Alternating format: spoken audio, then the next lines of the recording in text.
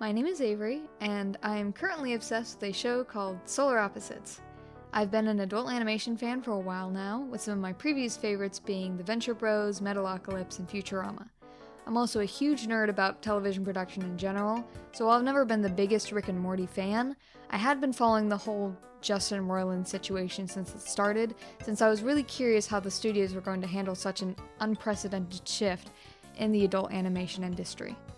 In June 2023, I saw a ton of people on Twitter making a big fuss about the first major recasting for one of Roiland's parts, and when I watched the clip, I was surprised by how much I loved the clever way they went about the switch. I didn't do much else about it until Season 4 released the following August, and I watched it without seeing the previous season since I was still too skeeved out by you-know-who. Yes, I know this was dumb of me, but I went back and watched the rest of the show soon afterwards. All this to say, I had kind of a weird start with the show, which is probably fitting, but I'm so glad that I gave it a chance because I really learned to love it. I loved the lampshading and subsequent subversion of sitcom tropes. I loved the ridiculous amount of references to stuff I've never even heard of that still managed to be funny.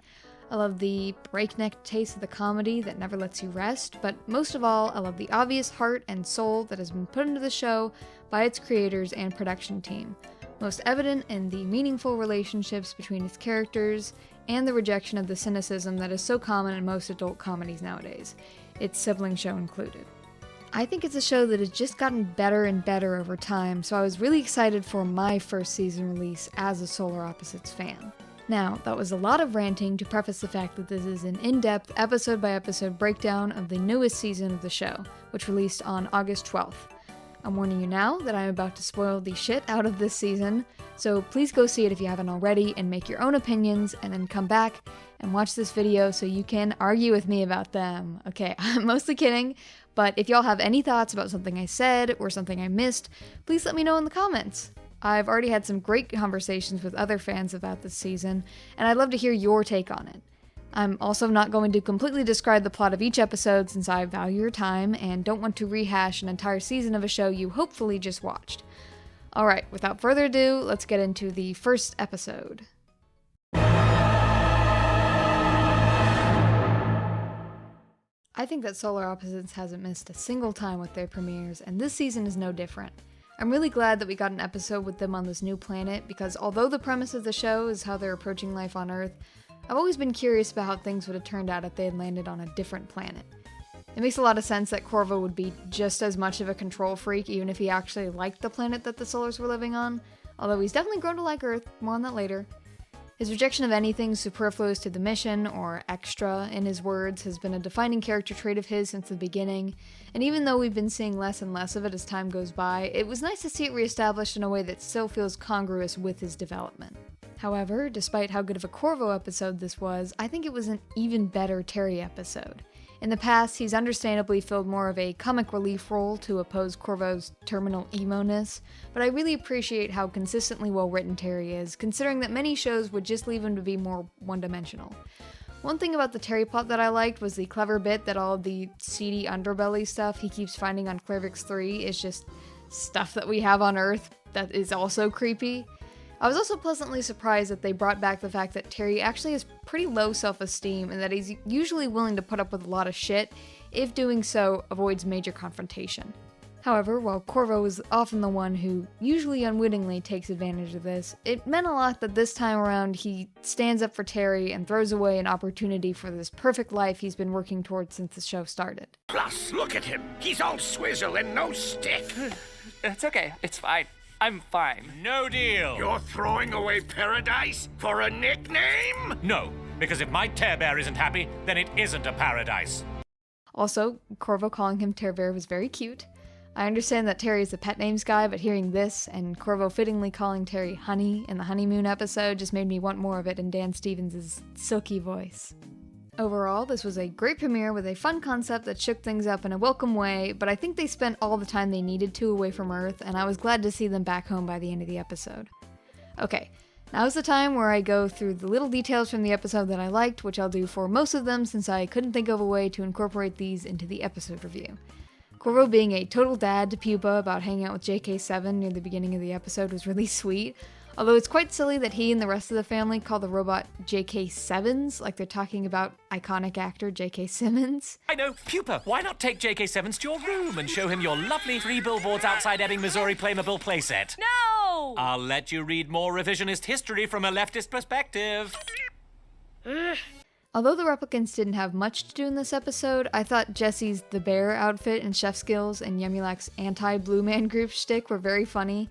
I love when they're allowed to be dumb, wacky kiddos. Also, Corvo's final roast of Zaslav the Mind Freak was great. You know what, Zaz? You forbid anyone to be extra, but you're the most extra of anyone here. In fact, you're cringe as fuck. I'm turning whatever the opposite of extra is.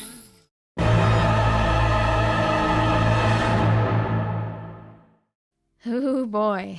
I remember reading the title of this episode a while ago when the Valentine's Day special hadn't even come out yet, and even back before we knew Terry and Corvo got married, I was super excited for this one. Firstly, I do wish they'd made it a bit more clear that the Valentine's Day special had taken place between episodes 1 and 2, like maybe with a brief flashback. I don't think it would be entirely clear to people who aren't super into the show, and some things don't line up timeline-wise, like the people being yellow in episode 1, yet being green in the special. Although I'll be honest, I'm mostly letting this one slide because I don't really care too much, and I bet they discussed it and decided to avoid the inevitable confusion that would have come with a random color change in the special with no explanation. I am so glad that they made an episode with this concept, since the idea is such a natural source of comedy and the execution was even better. I like that they took the wedding pretty seriously and just let it play out without undermining how significant it was to the story, and then did a fun, silly solar opposites take on the honeymoon afterwards. Getting to see them be all mushy with each other while also terrorizing other resort goers and then the entire world at large is everything I wanted. It's really impressive that they were able to create a balance with these characters who are huge, destructive assholes while also being a really caring couple who love each other and their family. I love that they were running around the resort and being menaces while also cuddling each other and using pet names. It's such a fun dichotomy. Speaking of which, as a huge Alanis Morissette fan, I have no idea why they decided to do a Jagged Little Pill-themed hotel, but I am entirely here for it. I'm actually wearing a shirt with the album cover on it while writing the script for this video. I lost it when Terry said they have the best gin and isn't it Itonics in the province. I'm not a big drinker, but I'd totally try that. Okay, on to the emotional meat of the episode. I really love the twist that Corvo was messing with the planet's orbit mostly because he's worried about losing the spark in their relationship. I would have totally accepted them just being idiots and fucking everything up for fun, but turning it into a meaningful emotional beat was really clever, especially since it's its own character for him. Also, I know that Mike McMahon said in that Screen Rant interview that they wouldn't be entertaining the whole, ooh, what if our main couple are getting divorced trope that's common in a lot of family sitcoms, so this was them cementing that in the show. I wrote in my notes that the entire climax made me feel kill everyone SpongeBob Magic Conch image, so that's how I'll describe my reaction to it. Corvo opening up about his fears, Terry telling him he's there for the tough times and calling him his hot-ass husband, both of them suddenly stopping the other from floating away. It was so sweet. Not only that, but we kind of got a double emotional climax. In the progenitor ship, I love how they show an example of seeing the ugly parts of your partner and loving them no matter what. It's altogether just a great message, and even though they do it in a funny way, it's still very heartfelt. Also, I didn't really talk about the B-plot, but it's super cute. I'm glad they didn't spend too much time on it, since it's pretty simple, but I definitely think it had its place in the episode, and I always love to see the replicants getting themselves into some hijinks. Okay, random detail time. It was a nice touch that they added the invisible planets from Jesse's diorama in Season 4 to the solar system device in the progenitor ship. I love random continuity stuff like that. Also, by my count, they added exactly 1 week onto their honeymoon, although they could have added more days that they didn't show. And I'd have to say my favorite random line in the episode was probably from the scene where Mars starts fucking up the Earth's gravity and Corvo says, We've flown too far from the sun, Terry. and I thought that was really clever.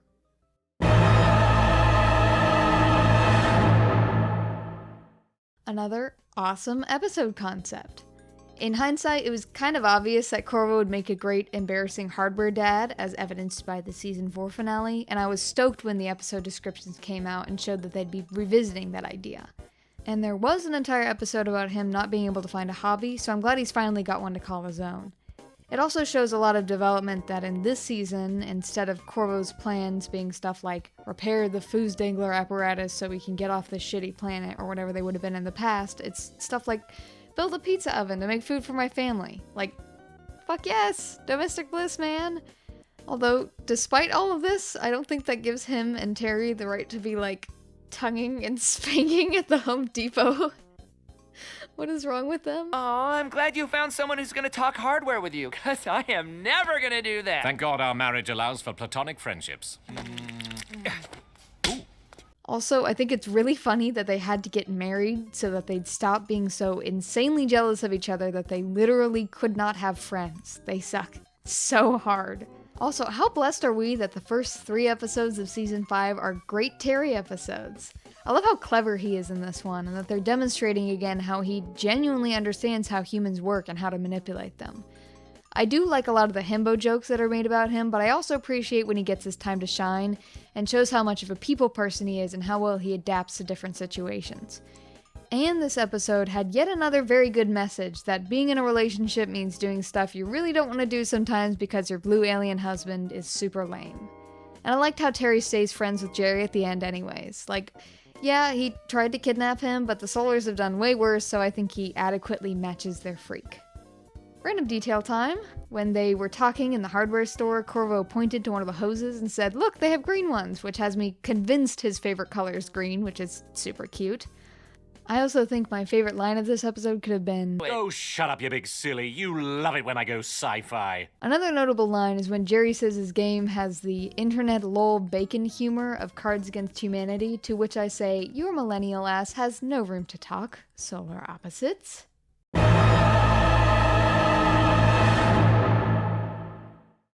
You'll probably notice that I'll have more to say about an episode the more I enjoyed it, and also that this episode section is pretty short. Now, that doesn't mean I disliked it, I just think it didn't do it for me like the other episodes so far. I was expecting the episode to be more focused around the pupa being a hazard to himself and others in preschool, but I understand that he got a lot of screen time in episode 7, and they wanted a solar plot to juxtapose the Silvercops plot. I did enjoy the family banding together to stick it to the pretentious parents and Terry babying Pupa earlier in the episode. Aw, poor little guy was probably teething. Look at him suck on that muffler. Does baby like to suck on a muffler? Yes, he does. Ooh. Why does he? I also laughed at the private school jokes since I attended them for years and was also rejected more than once, and they really are as dumb as the show portrays them. I also like Corvo being a socialist king at the end. As for the Silvercops plot, I probably liked the other episode more, but this one was fun too. The whole story is a pastiche of police and military dramas, so I feel like the whole boot camp episode was kind of inevitable, and seeing Glenn running around as a giant dog is definitely entertaining. I also didn't expect Jack Quaid to be Tumblr. I assumed he'd be more of a Lower Decks Boimler insert, but I like that they let him branch out a bit. Also, the Silvercops recap song at the beginning was funny, and fun fact, apparently showrunner Mike McMahon is the one singing it. This is a cautionary tale! Random details. A joke I was surprised by was Corvo's progenitor being named Rintin Torvo, because that's a super deep cut I had to Google to make sure I was interpreting correctly. If you're unfamiliar, one of the first famous movie star dogs was named Rin Tin Tin. He was rescued by American soldiers in France during World War I and was in a lot of films in the 1920s, eventually popularizing German Shepherds as pets in the US. A lot of attention was given to his breeding since they continued to make movies after he passed with his descendants like Rin Tin Tin II, Rin Tin Tin III, etc. I guess the joke is supposed to be that Corvo's progenitor has a similar name to a famous dog progenitor, which is so nerdy that it circles back around to being funny, in my opinion. I wouldn't expect it to stay like that though, so y'all should continue to headcanon to your heart's content. Also, while we're here, I mostly love the sound design in this show. For example, like how the woo-woo noise the hover mufflers make sounds exactly like the way Glenn pronounced it. That's a cute detail. But if they keep using this one specific yell take for Terry, I'm going to do something drastic. Because it's been in previous seasons, but it was in this one literally 4 separate times, and one more time in the special.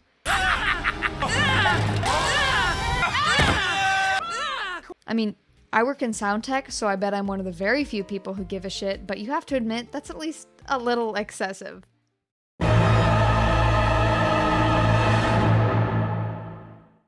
I will cop to being one of the many fans hoping this would be a Turvo-centric episode, but I was still pleasantly surprised when I read the descriptions and learned it was about Jessie. I think the replicants trying to be normal teenagers and all the crazy shit that involves is half of the fun of the show, especially with all the silly conditions that come with teen girldom specifically. I also just love Jessie as a character. She's so sweet and funny, and Mary Mac gives such a natural performance as her that it's surprising she has so few other acting roles. By the way, I really recommend her stand-up routines if you haven't seen her perform. There are a few of her full shows on YouTube, and they're hilarious. Anyways, they haven't really shown Jessie dating anyone so far, so it was fun to see her being a supportive girlfriend to her lame gamer boyfriend. Although I do believe making Mary Mac say all of that gamer lingo is middle-aged Midwestern woman abuse. Also, I do think Terry and Corvo could stand to be nicer to their kids, but I also think it's really funny when they're catty bitches, so the entire MeUndies scene at the beginning had me laughing my ass off. Especially when they took a selfie in the driveway just to make Yumyulack jealous, and it totally worked. Like, I care about a stupid underpants island. Oh man, I'm hella jealous, and they're not even out of the driveway!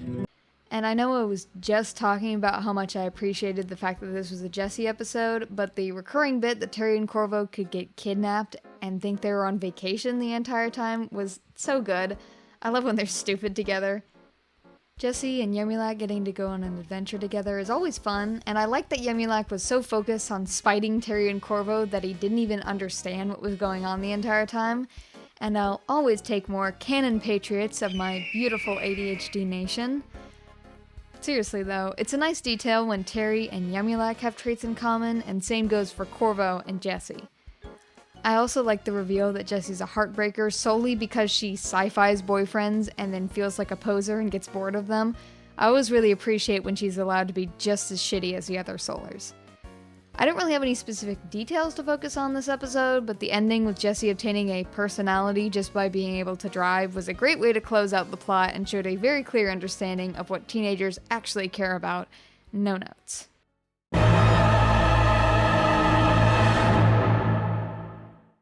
Man, did this episode come out of fucking nowhere. I fully expected my favorite episode of the season to be the Honeymoon one, or maybe even the What If episode since the concept sounded so promising, but despite the fact that I absolutely love both of those, this one beats them out easily.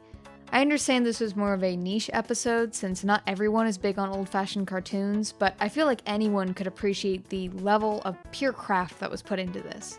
It starts with a simple concept, as I feel most of the best Solar Opposites episodes do. This time, it's how would the Solar Opposites deal with the classic my dad could beat up your dad bully situation.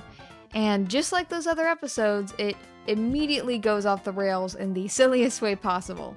Just like it's completely in character that Corvo would immediately take offense at the very notion of a human beating him, it's also in character that after getting his ass kicked the first time, he'd go back with all sorts of wacky, Acme-esque sci-fi gadgets to even the score.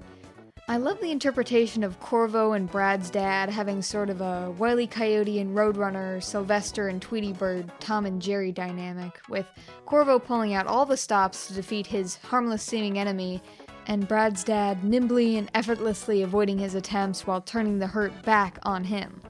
Now, that itself is enough to make a great episode, but it's really the execution where this idea shines the most. The Solar Opposites team evidently loves cartoons so much that they made an entire episode that was just a love letter to the traditional Looney Tunes / Hanna-Barbera style, and that love shows in every part of its production. The increased animation quality, the incredible score, the accurate sound design, the familiar choreography that they were able to take to an extreme with the adult audience, all of it had me cheering out loud like a huge nerd. They did explore a similar concept in Season 4's The Pronunciation cassette tapes with the Dino and the sporadic Flintstones, Wacky Races, and Scooby-Doo references, and while I absolutely loved it, I feel like this episode was a more congruous and intentional expansion on that concept. The animation is the most obvious thing that was different for the entire middle third of the episode, and while I bet it wasn't cheap, I think it was totally worth it. It was probably an extra challenge to incorporate these exaggerated facial expressions and body movements and techniques like smear frames with the usual 2D rigged animation, but I think it was done incredibly well.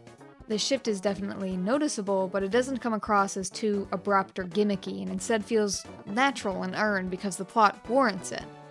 Its integration is aided by the rest of the stylized elements I mentioned, like the sound.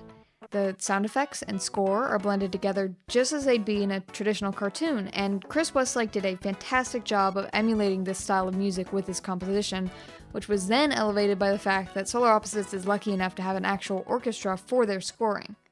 For example, during the short piece of shit seeking bullets sequence, which is such a funny idea from the get-go, the music perfectly follows the action of the scene. Corvo's in a good mood while he prepares the weapon that he thinks will finally get his target, so the music is jaunty and happy. It transitions to serene when it shows Brad's dad tending his garden, then to ominous as Corvo tiptoes up to his house. The tempo and intensity pick up when he fires the shot into the air, with a classic violin section that rises and falls in pitch with the arc of the bullet, a very exaggerated whoosh as it misses Brad's dad, and a repeat of the same violin part as it arcs again. The music stops as a loud airplane whir heralds Corvo's impending doom, a brass sting is played while the POW impact frame is shown, and the whole sequence is finished off with the xylophone playing the shocked blink from what's left of Corvo.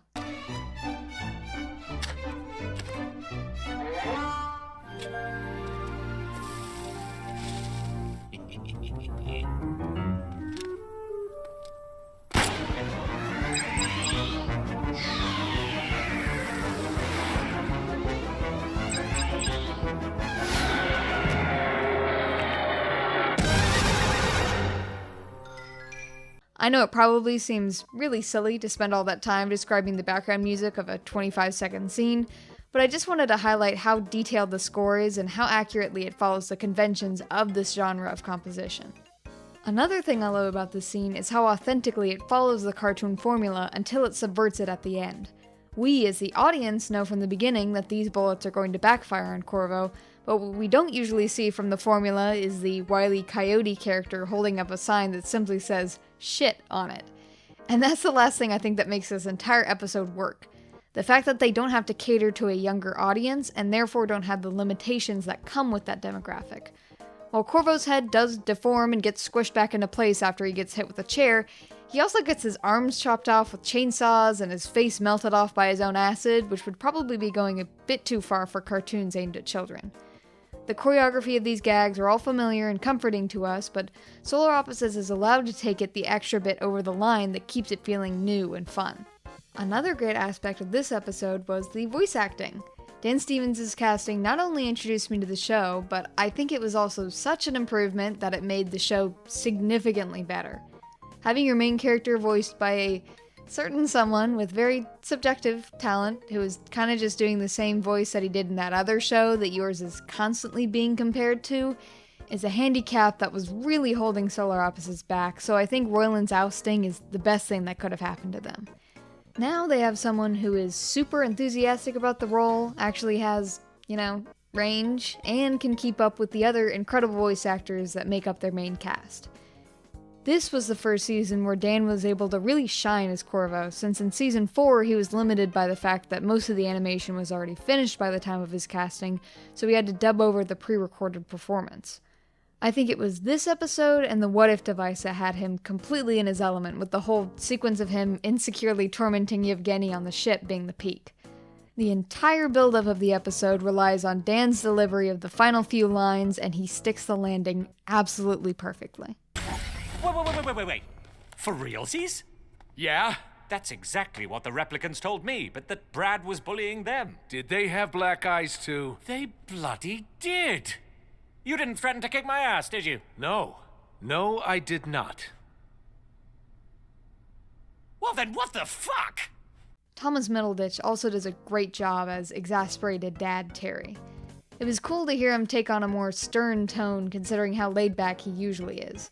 Speaking of which, I love the whole drop it subplot. It's less blatantly Looney Tunes, but still fun hijinks that pair well with the main plot, and Terry immediately sticking the orb in his mouth and running away at the end so he could play too was such a cute conclusion. Give it? Alright! We trained you to give it, not drop it! Oh, who's the Hufflepuff now? Huh? Where's the sorting hat when you need it? Oh my god. Ow! Drop it! To close things out, I think the kids getting away with their scheme and Corvo and Yevgeny becoming reluctant friends is the perfect ending and exactly why I love this show so much. The whole episode just made me feel warm and fuzzy, and a happy, heartfelt conclusion was a wonderful way to cap it all off. Okay, finally onto the details. I had to do a double take when I saw Ninja Fortnite Blevins was in the credits. I'm guessing he played Brad, since the character has very few speaking lines, and you can tell that his dialogue is noticeably spliced, since they probably didn't get very many takes from him. I have no idea why they opted to cast him there, especially since there was a gamer character he could have played in the previous episode, but I'm not a casting director, so what do I know? The whole JavaScript exchange made me let out a horrible, violent guffaw the first time I saw it, and the recurring bit that none of the characters know what the fuck a Hufflepuff is works better than it should. My love language is a combination of gift-giving, physical affection, and 80s television theme songs. Yours is JavaScript. Oh, bugger, I've been telling people I'm a Hufflepuff. Not all Quizlets end in Harry Potter houses, all right? Well, they should. I also like that the healing blender device from season 1 came back, and Corvo even comes out of it in the same pose as that episode 2. Finally, I wrote in my notes a while ago, only in Solar Opposites can they feature 2 POV shots of coming out of a butthole in one season. Best show ever? I think it might be past sleep-deprived me. It very well might be.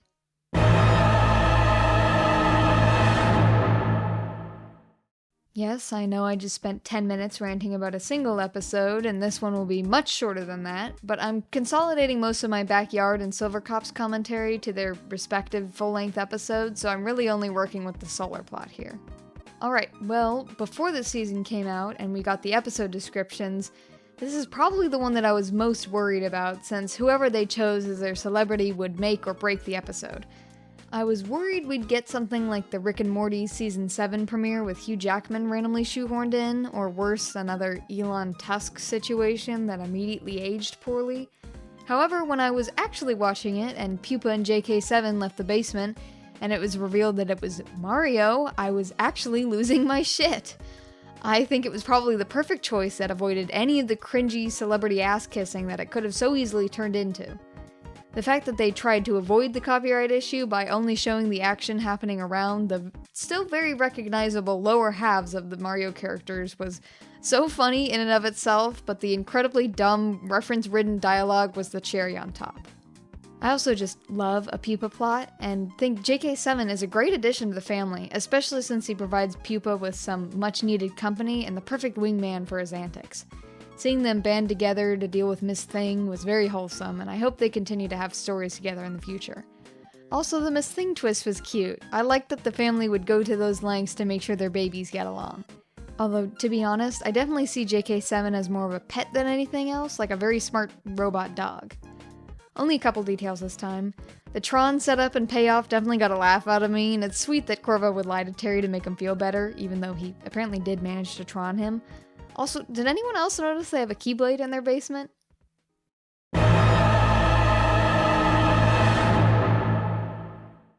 I definitely didn't expect this to be one of the designated lore episodes of the season, probably because the writers know their audience well enough to predict that we'd take the Futurama-inspired wacky what-if romp bait, and that their immediate subversion of it would totally pull the rug out from under us.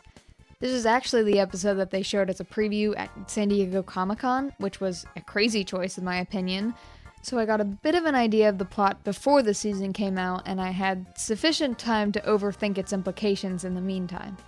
The concept that the entire show has been taking place in basically an alternate universe is an interesting one, yet runs the risk of being cheap if done incorrectly, like as a lazy twist that doesn't really change a lot, but seems like a big reveal in the moment. However, this is Solar Opposites we're talking about, so of course it handles it in a compelling and refreshing way that also manages to be funny.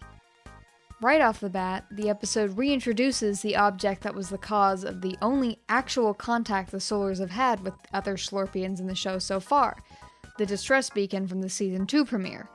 I was a bit on edge seeing it the first time, but I forgot about it pretty quickly. I'll say it was good subtle foreshadowing and not ADHD. Quick aside, Terry whining at Corvo to spend husband time with him instead of tinkering was super cute. I like that he tried to spin it as reveling in Earth culture so Corvo would be more open to it. Anyways, I probably should have known from them explicitly mentioning the Futurama episode and the subsequent What If Day song with accompanying montage that they weren't actually going in that direction.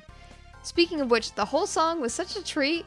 I don't really need a whole musical episode from the show since only one of the main cast sings, although Mary is a clarinetist with 2 music degrees, so she could probably make it work.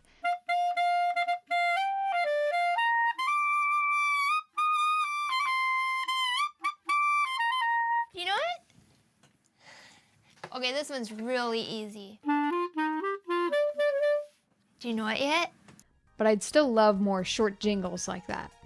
Also, on the topic of music, the little theme that plays when Corvo explains the dangers of turning off the What If device is really good. You don't understand. If this thing's been running this whole time, it means we're all already inside someone's what if. Okay, Grand Moff Obvious. That's why we gotta turn it off. If we do that, reality as we know it will end, meaning that something unpredictable about our lives could change for the worse. I know I ranted about the score earlier, but in general, Solar Opposites has a lot of little moments in its scoring that I go back to because they stand out as especially cool and unique. Like when Terry's trying to get Corvo as a train to not kill himself. Okay, Terry, time to be the hero. Just stay focused and what the fuck? Oh, a frame fucking photo of Polar Express Tom Hanks, but none of me? God damn it, Terry, stay on point. It's time to stop this train. Or when they're all group hugging after Corvo announces that they're 100 days fight free. No more fighting! The dawn of a new era! It really bugs me how you chose to tell us, but since we're post-fight, I'm letting it go. So what do we do now? Obviously, we should reward ourselves, but how? I mean, pancakes and oral? Okay, I promise I'll stop talking about the score now. I'm just a huge music nerd, and I'm trying to manifest a Chris Westlake interview through the internet ether. On to the central conflict of the episode.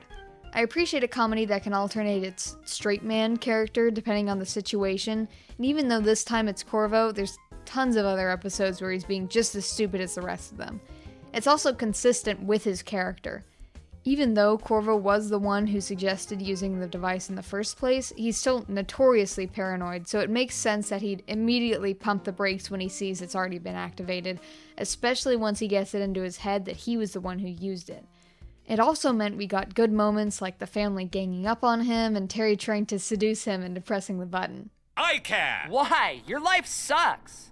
Don't you want to slide that finger all over that big red button? Choke me and push it. Don't try and sexy pet me into agreeing with you. Once the car chase starts, I think it's very evident that the animation quality has increased with every season, because holy shit do I love the art direction for the what if scenes. The random objects are all funny by themselves, but they somehow manage to look cohesive together, and the rainbow road and orange sky and giant neon signs are a great visual. I also loved how the randomness continued throughout the scenes where it wasn't the focus.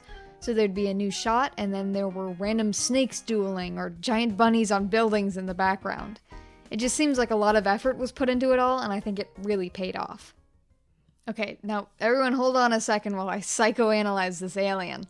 I'm sure everyone and their mother has talked about this part already, but holy shit, this guy has issues. Corvo believes that he is so fundamentally unlovable and undeserving that he had to have used the device to make Terry love him back, and even though he acts miserable half the time, he still knows how good he's got it since he has a husband and a family he adores. And he admits that he cares about his relationship more than the mission, which is a serious confession from him considering what his core motivations have been since the beginning. It's also interesting that he's completely convinced that this is something that he'd even think about doing, since he knows he'd be so lovesick over Terry that he'd resort to measures as drastic as rewriting the entire universe just so there was a chance they could be together, which is a stark contrast to the Lake House device episode. In that one, he changes Terry to be more like himself, but in this scenario, he changed the entire universe so that he could have Terry just the way he is. I also think it's the perfect response from Terry that once he hears this, his reasoning shifts to, I know for a fact that I love you no matter what, so we need to figure out what the what if was so our relationship is built on truth. Not only that, but later on we see him ready to basically give up the life he loves again, just because somebody else wants something different, just like in episode 1.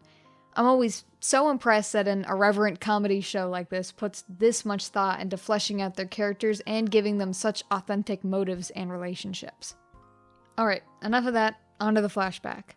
I like that it immediately alleviated some of the tension a bit, with Corvo indirectly calling all of us pedantic little shits for complaining on the internet about the whole 100 adults versus 100 ships thing. We aren't really introduced to Zark super well, but while he may not be as strict or orthodox as Corvo, he's definitely a lot more self-assured.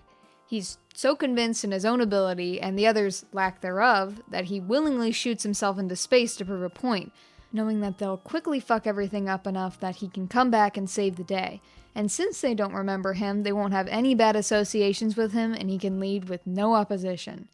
He's also confident that his way is the only way to do things, and while Corvo does try to get the rest of the team to focus on the mission in the early seasons, he lacks the assertiveness to actually get them to take him seriously.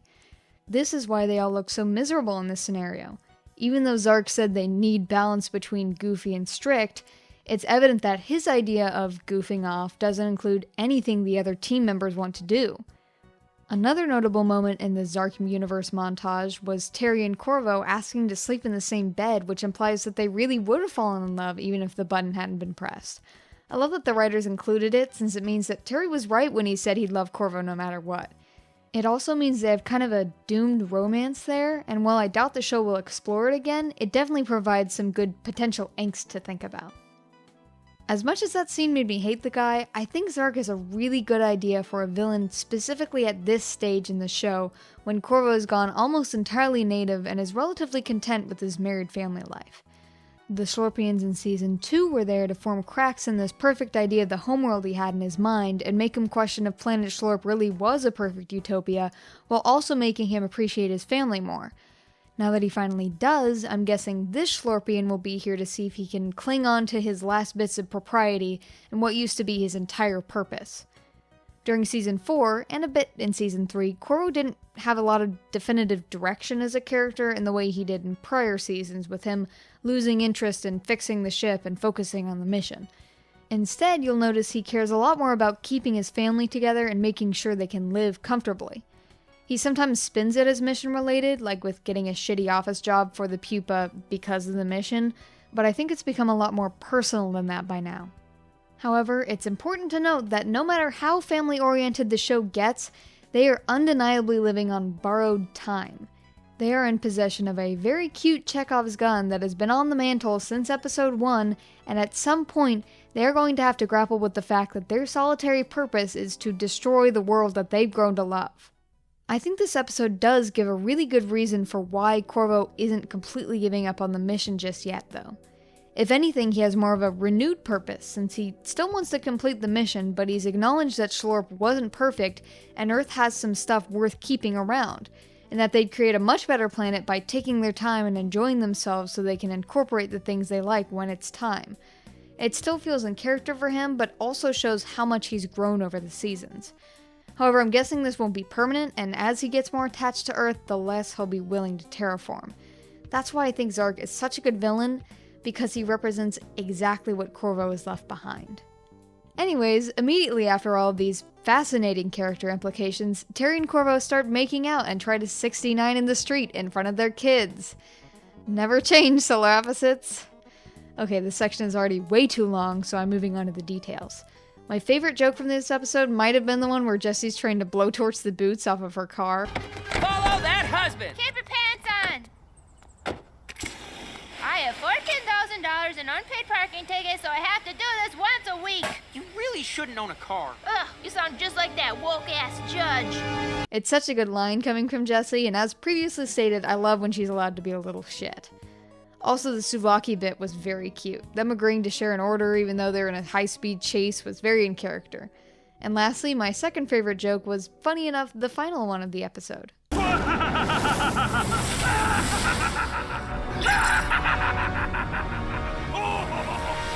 shit, I forgot my water bottle.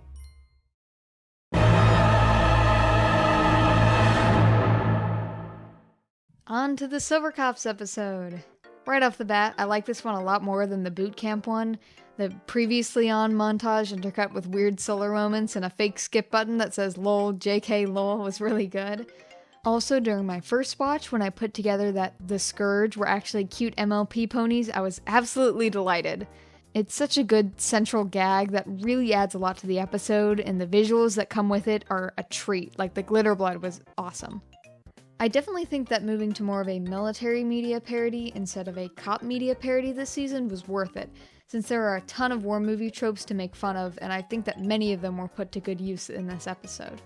The traumatizing fight encounter trope, except it's against a pony and the character gets covered in sparkly blood, the sniper horse with blinders, the whole minefield sequence.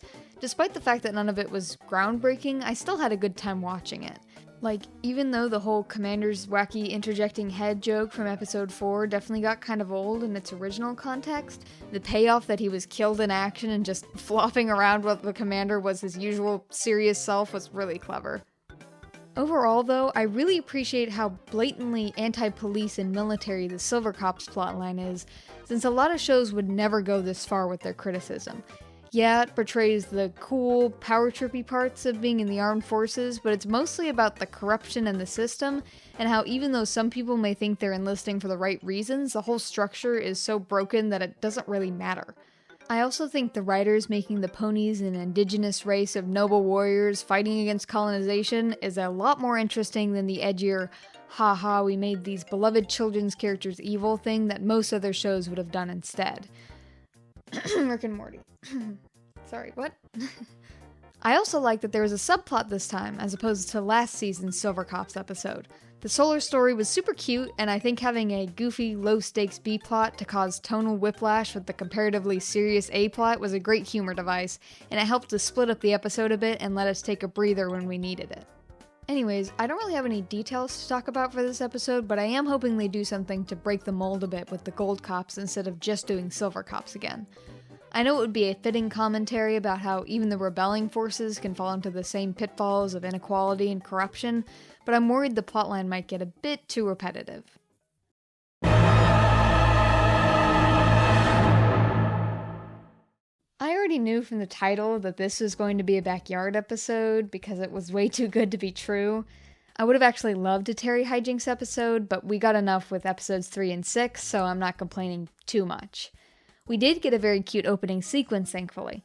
I loved their water park outfits, and it was nice that Corvo was so excited to take his kids on a special trip. And I am curious to see what's on their prenup, which I assume is mostly petty shit about drinking the last Diet Dr. Pepper or leaving the bathroom light on. To top it all off, whoever was in charge of animating Terry for this scene did a fantastic job. He has a lot of unique faces, and I love how expressive his movements are. Okay, now to focus on the backyard. From what I've heard from other fans, I was definitely not alone when I felt like the wall plotline was stalling a bit in Season 4, but I think the backyard is both a natural progression and a great new direction that brought a lot of interest and momentum back into the story. The wall was starting to feel a little claustrophobic, which I know is the point, but the backyard feeling so fresh and unexplored really helped with my enjoyment of the plot this season. I like seeing the different towns that have been established and the dangers that people are risking to be outside of the wall. One of my favorite parts of the original wall is the visual development behind it. The way normal household objects have been used at a tiny scale to approximate furniture and structures is always so well designed, and it does a lot to create a sense of scale and make this world feel authentic. However, they were always a bit limited by whatever they could cram into the crowded compartments of the wall, so this season gave them a ton of space both literally and creatively to expand upon this concept.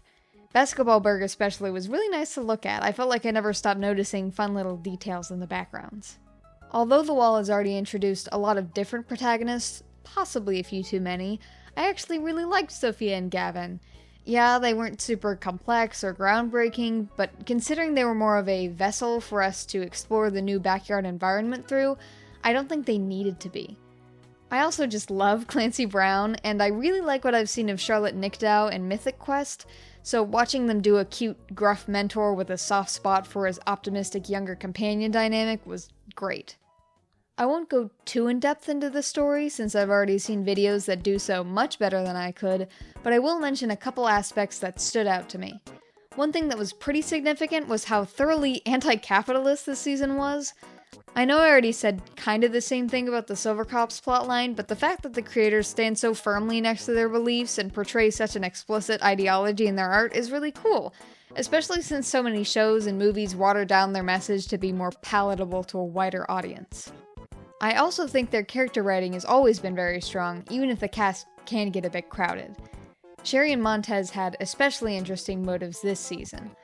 While Sherry might seem overly selfish by hiding away in her paradise, she's been paranoid and single-minded about Paisley's safety for a while now, and has repeatedly jeopardized others for her sake. She thinks the society inside the wall, and now the backyard, is basically unsalvageable, and even though they kinda need her as their hero, the only thing she wants to do is keep her daughter protected. While her actions aren't entirely ethical, they're still realistic decisions that a flawed person would make.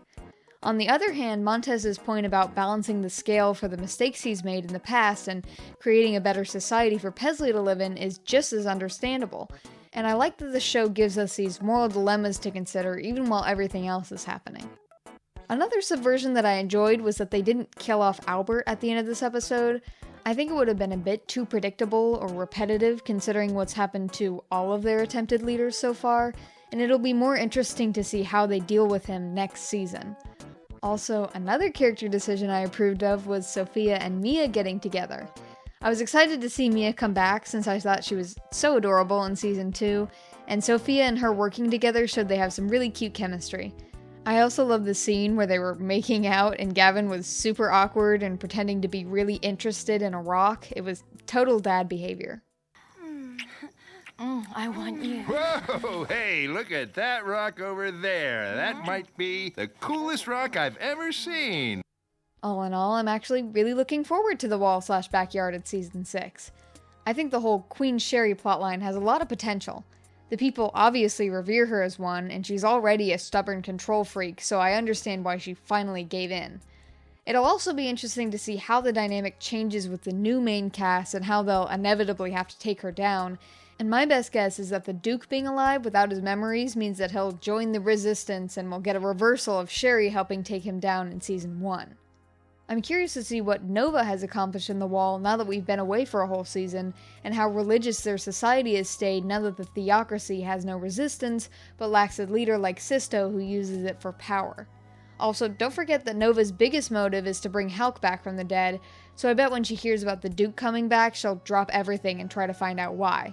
And Terry did throw the Make-Alive Ray into the grass after he used it. Anyways, I don't have a lot of details in mind, so here's my favorite line from the episode. No! What the fuck? Pupa? Dirty rat? You burned the yard! It looks like shit!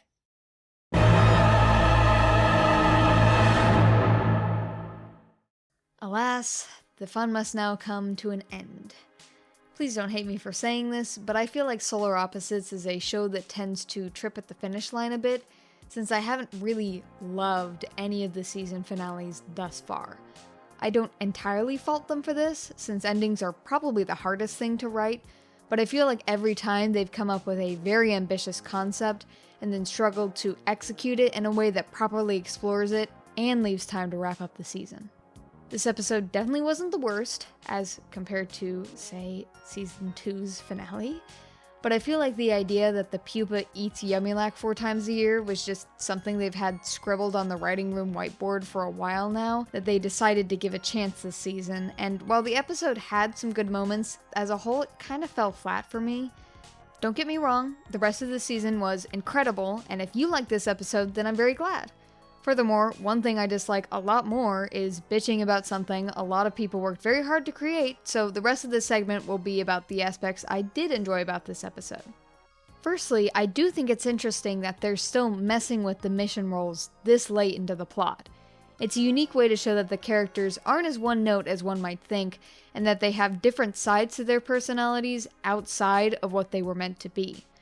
I do wonder what Corvo's real job was instead of team leader, although my guess is that he was assigned to be team leader and then Zark got put on their team last minute for some reason, so Corvo unknowingly relinquished his role. However, we notably never saw the team leader portion of the orientation crystals in Season 3, so maybe this is something they've been planning for a while now. They also said in this episode that the whole bounty hunter thing has always been kind of a weird nonsense character trait for Yumyulack, but until now I've justified it in my head as Yumyulack is in charge of security and protection, but he just fixated on the bounty hunter thing since he's a nerd and wants an excuse to be violent since he doesn't have a lot to protect the Solars from. I also think the 2 ad break jokes this episode were really clever and took advantage of the medium in a cool way. Corvo shooting Yum with a ray gun while he screams, and cutting to the intro, then cutting back and showing that it was just a sit on the couch ray was great. And same goes for everybody freaking out about Corvo's big secret, then cutting for an ad break, then showing them all chilling out and eating sandwiches and discussing it super casually. Corvo having daddy issues is a huge surprise to absolutely no one, especially after the Super Gooblers last season and the Theo situation this season, but it was interesting to see them expanded upon a bit here. Like, the Papa thing was definitely just Yumyulack being a manipulative little a-hole, but it definitely worked on Corvo since he's repressed as hell. Also, this joke made me choke on my spit from laughing so hard the first time I heard it. Oh, Corvo. I thought I was the only one with daddy issues. I've been trying to develop them as a Cesar Chavez Day present to you, but I guess it worked too well. I mean, it's definitely an excuse, since there's no way he didn't have daddy issues beforehand, but it's sweet that they probably use every single holiday on the calendar as a reason to gift each other things. Also, seeing the pupa semi-terraform was cool. You kind of forget what he was actually made for sometimes, so it's an interesting reminder to see him make stuff from the homeworld. Like, I was genuinely surprised when he made a whole living Schlorpian for a few seconds. I also love the design style for everything on Schlorp, so it's always fun to see it. There were honestly quite a few solid jokes in this episode, like the tripwire thing with Terry was textbook slapstick. I'm also convinced that this entire episode came about because they heard Sean do an Irish accent once and thought it was so funny that they had to do something with it. I will admit, it's kind of funny. You're good. Aye, I had a good teacher. Oh, was it me? No, you fucking idiot! It was Sensei Sean at the Opachi's Karate Dojo! Also, Terry immediately leaving after this scene to drown his widowly sorrows and hot Irishmen is kinda ADHD slay. As for the end of the episode, I don't mind it much when they completely undo all of the tension they built up with something stupid if it's funny enough, especially since I wasn't totally loving this episode's premise from the beginning, so a cute chalupa ending is fine by me. I was hoping for a purple pupa for season 6, but I'll make do with orange since he kinda looks like a Cheeto. It also makes sense. Orange was the first color he turned in season 1, so they're just starting the cycle all over again. Speaking of season 6, I'm convinced that they came up with the whole giant Yumyulack head thing just so they could do a Majora's Mask Moon episode for the season 6 premiere, although they could also just have it be a random background thing in the show from now on. Also, considering how Solar Opposites handles most of its characters, I'm guessing Zark will be more of a season premiere or single episode antagonist than a recurring one. I don't think he's going to be a huge threat, since my theory is he was just one of the rich elite who wanted to play Space Explorer, so they stuck him with a pre-existing crew and that's why he took Corvo's spot. I definitely think he'll cause some good character development though, especially with Corvo. He might even be the catalyst to Corvo finally giving up on the mission, with Zark making him decide between it and his family.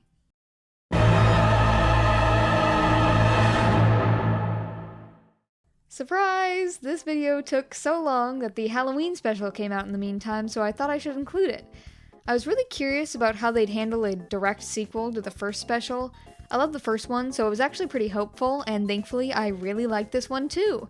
It was definitely even sillier than a regular episode, and the pacing felt kind of breakneck, but I love the little moments and jokes that came out of it, so I think it succeeded in being a good holiday special, which is a heavily themed, low-stakes, fun-filled romp.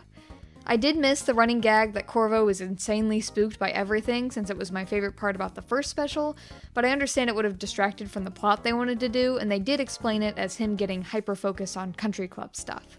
I don't have much to say about the plot, since it was pretty simple, so here's some random things I liked. Firstly, the new intro narration was very clever. I wasn't surprised that they mostly reused the animation from the first special, except for switching out the costumes, but the new Corvo dialogue was enough to make it feel fresh and funny. Something I was a tad nervous about from watching the trailer was Yumyulack as a sexy cat, since no matter how adult his jokes get, he is still a teenager.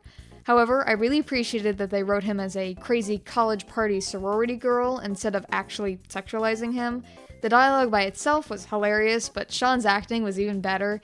He said in an interview that it's some of his favorite work he's done on the show, and I completely agree with him. Meow. Why don't we quit this silly nonsense and go out on the town? The quarrelsome queen quaffed quickly and quietly.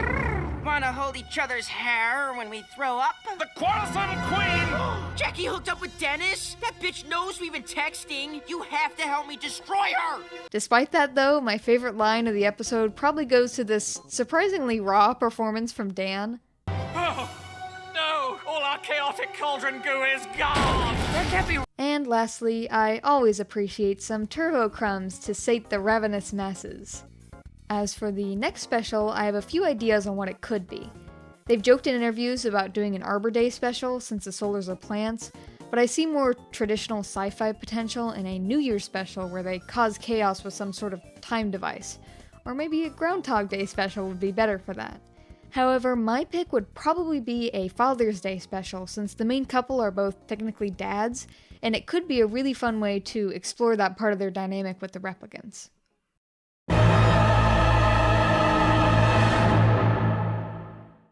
Despite the slightly rough finale, I hope I've made it clear that I absolutely loved this season, and I think it was probably the best one yet.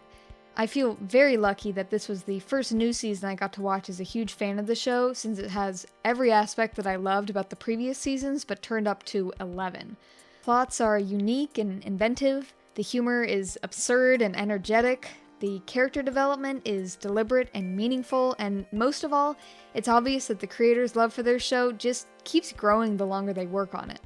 I could tell that a lot of heart went into making these episodes, and I'm really excited to see what Season 6 has in store for us. One thing I'm hoping for is a bit more screen time for the replicants. This was kind of the season of Turvo, and for good reason, they just got married, but I feel like next season should focus more on their kids, since as teenagers they have a lot of self-discovery ahead of them.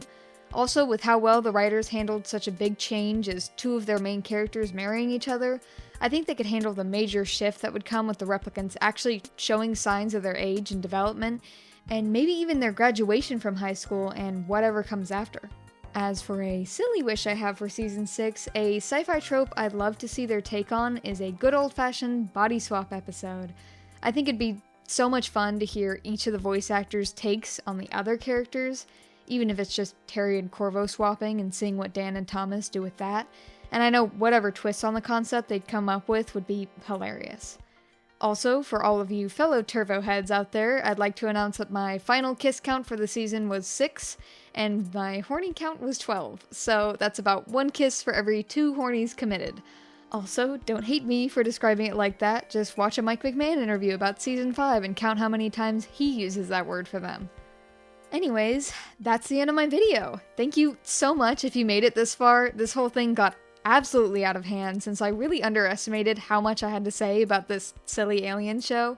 Also, I apologize to everyone I told about this earlier for how long it actually took to come out. I was working sound tech on a musical and it left me pretty exhausted. I hope it's evident that I put a lot of time and effort and love into this video, so I really appreciate any thoughts or feedback you have in the form of a comment, even if it's just something short and sweet. I also have a Twitter, @MixerRoboto, all one word, if you'd like to talk to me over there. Thanks again for watching, and I hope you all stay happy and healthy for Season 6. Bye!